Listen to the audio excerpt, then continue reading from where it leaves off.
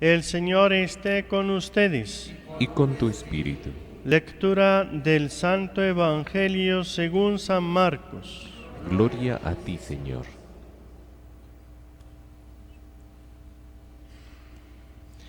En aquel tiempo dijo Jesús a la muchedumbre: ¿se trae el candil para meterlo debajo del celemín o debajo de la cama o para ponerlo en el candelero? Si se esconde algo es para que se descubra. Si algo se hace a ocultas es para que salga a la luz. El que tenga oídos para oír, que oiga. Les dijo también: atención a lo que estáis oyendo. La medida que uséis la usarán con vosotros, y con creces.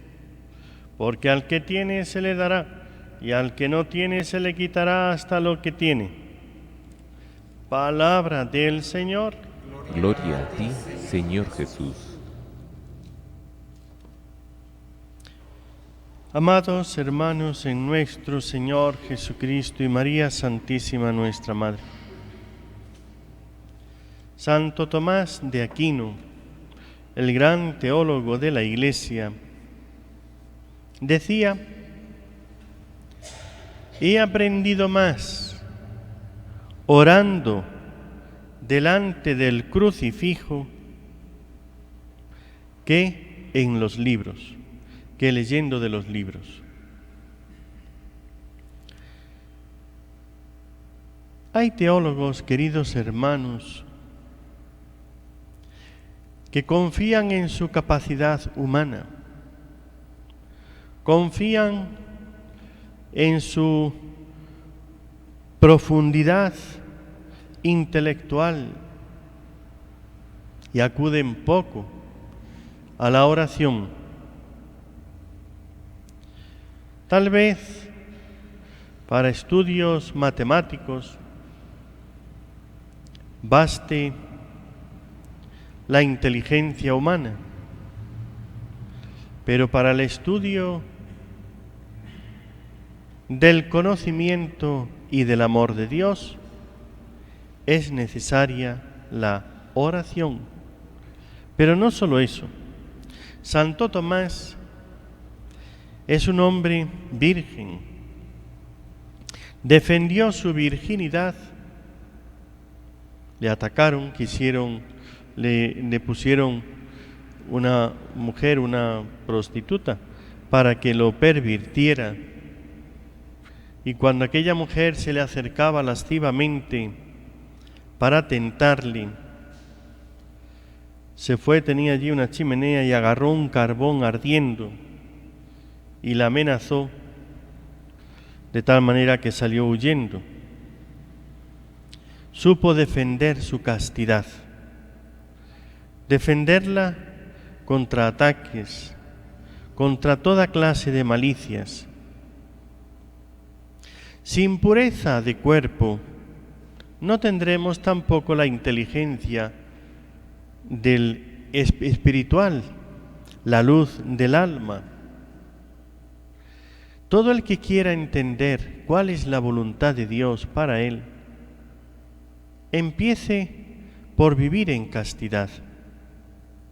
Empiece por purificarse de los pecados, quitar las malas costumbres, para que el Señor le dé la luz, la inteligencia que necesita para descubrir esa voluntad de Dios. Las pasiones ciegan totalmente. Solamente la humildad, esto es lo que hemos visto, queridos hermanos, en el segundo libro de Samuel, que como saben, este libro no es de Samuel. ¿Cómo dice usted, su padre? Claro, si Samuel ya murió, hacía rato. Ahora que está hablando de David, el profeta es Natán, ya Samuel está muerto. Aunque el libro se titule Segundo Libro de Samuel. Leer la Sagrada Escritura, que es apasionante. Por eso digo, hay que primero pedirle a Dios, como hacía Santo Tomás delante del Señor, oración delante del crucifijo. Pedir al Señor, a la verdad, la palabra de Dios, que me ilumine la palabra de Dios escrita, la palabra de Dios viva. Jesús en la Eucaristía es quien nos va a iluminar el entendimiento, a abrir el entendimiento para poder comprender la palabra de Dios escrita. En aquella final de Saúl, que todavía Saúl estaba vivo cuando murió Samuel, después de que Samuel ha muerto, Saúl se encuentra sin profeta y en su última batalla donde pierde la vida, como no sabe qué hacer y él se encuentra a oscuras, él tiene su entendimiento que no ve nada y es por la soberbia. Saúl se rebela contra Dios, él hace de profeta sin que él sea nombrado por Dios, ofrece el sacrificio a Dios pidiéndole la victoria y Dios lo rechaza. Cuando él se encuentra en aquella última batalla donde él muere con su hijo Jonatán,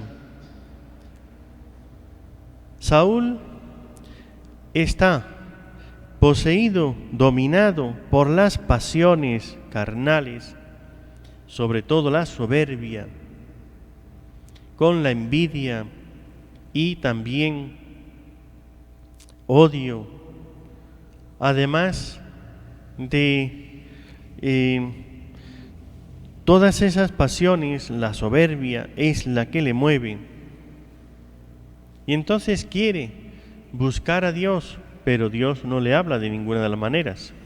Está cerrado su entendimiento y entonces se va buscando una nigromante, una adivina, que él mismo ha hecho desterrar por orden de Dios, y le pide que le invoque a Samuel. Y Samuel se le presenta, Dios le envía a Samuel una última vez para que le diga lo que no quiere escuchar, y es: hoy mismo, esta noche, estarás conmigo, es decir, vas a morir esta tarde. Es lo que le dice Samuel.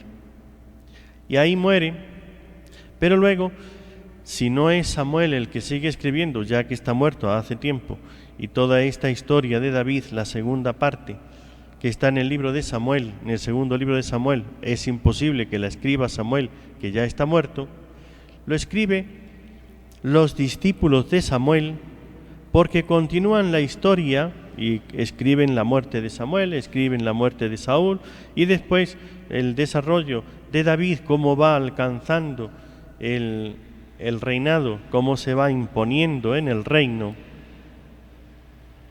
Todo esto es lógico que no sea escrito por Samuel, que ya está muerto, pero está escrito por la escuela, los discípulos de Samuel, que ellos van escribiendo la misma historia y por eso se llama segundo libro de Samuel. Pero sigamos con la historia con la que estábamos, no con la historia del libro, sino con la historia que narra el libro, de la historia de Natán y David. David alcanza la inteligencia y escucha la voz de Dios precisamente por la humildad. Santo Tomás, un hombre muy humilde, muy humilde. Él no se creía sabio, a pesar de que lo era, el más grande sabio y el más grande teólogo de la Iglesia, antes y después que él. Ha habido grandes teólogos. San Agustín, por ejemplo, es el doctor de la gracia. Así ha habido doctores que han tenido como iluminaciones especiales, pero el que ha como ordenado toda la teología, toda la enseñanza de la Iglesia, ha sido Santo Tomás de Aquino. Y él precisamente, igual que David, aquí muestra su gran humildad, aun a pesar de haber caído en el pecado. David, después de caer, se arrepintió profundamente y pidió a Dios perdón de corazón. Hay una pureza lograda, alcanzada, mantenida, como Santo Tomás de Aquino, pureza de vida, pureza de santidad, que nunca faltó, y cuando tuvo las tentaciones, luchó, oró y venció. Y hay una pureza reconquistada, como David, por medio de la penitencia y de la humildad. Ese reconocimiento de la falta con la humildad del sometimiento a Dios y aceptación de la penitencia es lo que devuelve aquello que hemos perdido, nuestra santidad y pureza. Por eso pidamos al Señor la luz del entendimiento. Y fíjense que aquí David acaba de recibir por boca de Natán, el profeta, el anuncio, la promesa de que él va a ser padre, es decir, de su descendencia va a venir el Salvador del mundo, el Mesías, el Redentor, Jesucristo, que por eso se le llama Hijo de David, aunque falten 1000 años, no es hijo directo. Esa es otra de las muchas razones que tenemos en la Sagrada Escritura para comprobar que la Virgen María no tuvo hijos, aunque se le llame los hijos de María, o hermanos de Jesús. No se llama hijo de María, perdón, se llama hermanos de Jesús. Al mismo Jesús se le llama hijo de David, pero entre David y Jesús hay 1000 años de diferencia, 900 y tantos. Entonces, ¿cómo puede ser Jesús el hijo de David? Pues son las formas de hablar de la Sagrada Escritura que tenemos que entender, y eso es lo que Santo Tomás, al pie de la cruz, del crucifijo y delante del sagrario de Jesús Eucaristía, es donde recibía por su humildad y pureza de vida, su santidad, es como recibía las inspiraciones, la luz de la verdad para descubrir las realidades teológicas. ¿Quieres aprender a interpretar la Sagrada Escritura? Dobla las rodillas, ponte delante del crucifijo y ora constante y continuamente. Pídele al Señor, este Señor que tenemos aquí, de los milagros, que tantos milagros ha hecho, que te abra el entendimiento para comprender las verdades divinas que no se comprenden a base de habilidad, de astucia humana, de inteligencia humana, sino de inspiración divina. Se necesita la inteligencia humana, pero sobre todo la inspiración divina, que es la que abre el mundo de Dios, las cosas divinas. Y David muestra ante Natán, delante de Dios, pero ante Natán su enviado, su profeta, ¿quién soy yo? Su humildad. ¿Quién soy yo, mi Señor? ¿Y qué es mi familia para que me hayas hecho llegar hasta aquí a ser rey? Y por si fuera poco para ti, mi Señor, has hecho a la casa de tu siervo una promesa para el futuro, mientras existan hombres, mi Señor. Le ha hecho la promesa que nunca desaparecerá su descendencia, que siempre habrá de su familia quien esté para honrar a Dios. Queridos hermanos, por eso la Santísima Virgen María, ella en su gran humildad, es la gran maestra. Ustedes, si ven a un teólogo con soberbia, seguro que se equivoca, que yerra, aunque diga cosas verdaderas.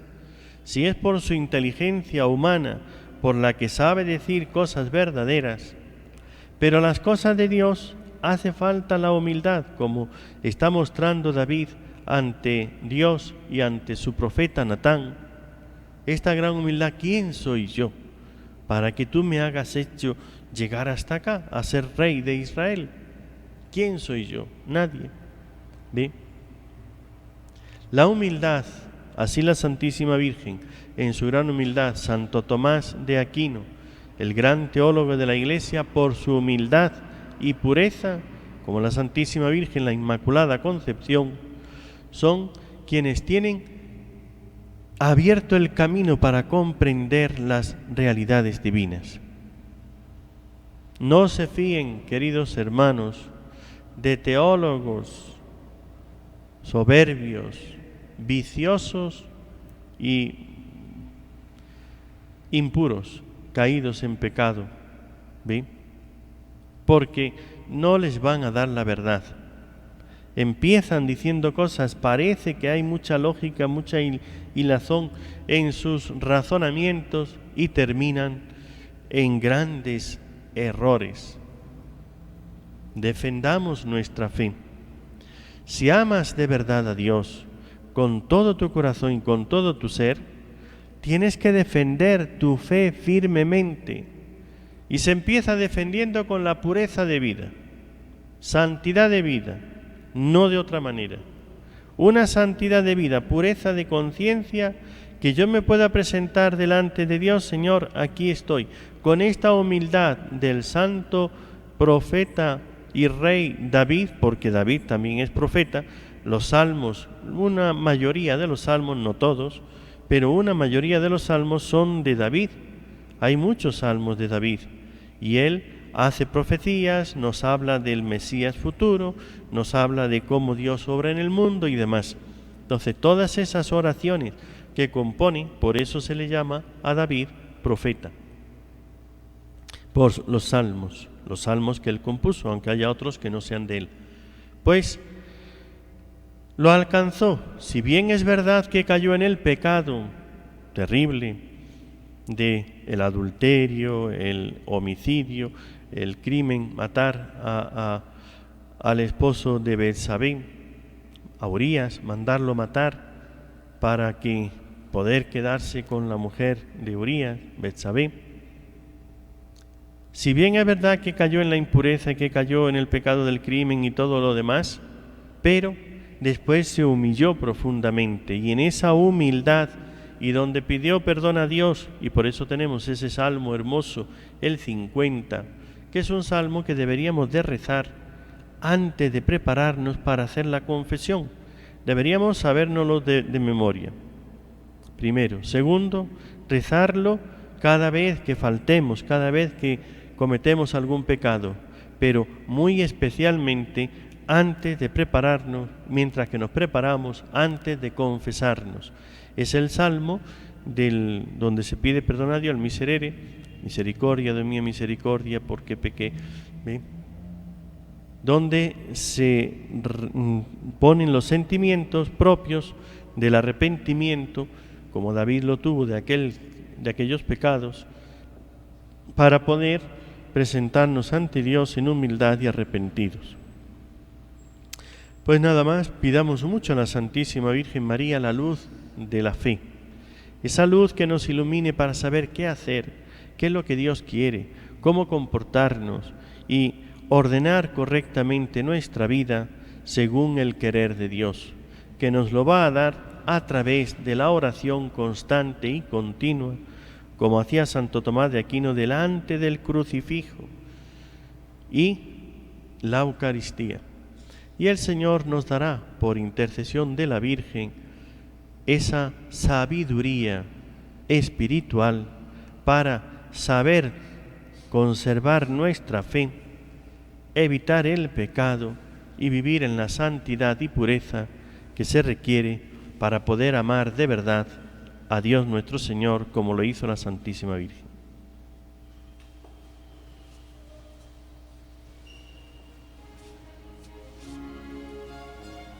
Reflexionamos brevemente sobre el Evangelio y la homilía que acabamos de escuchar.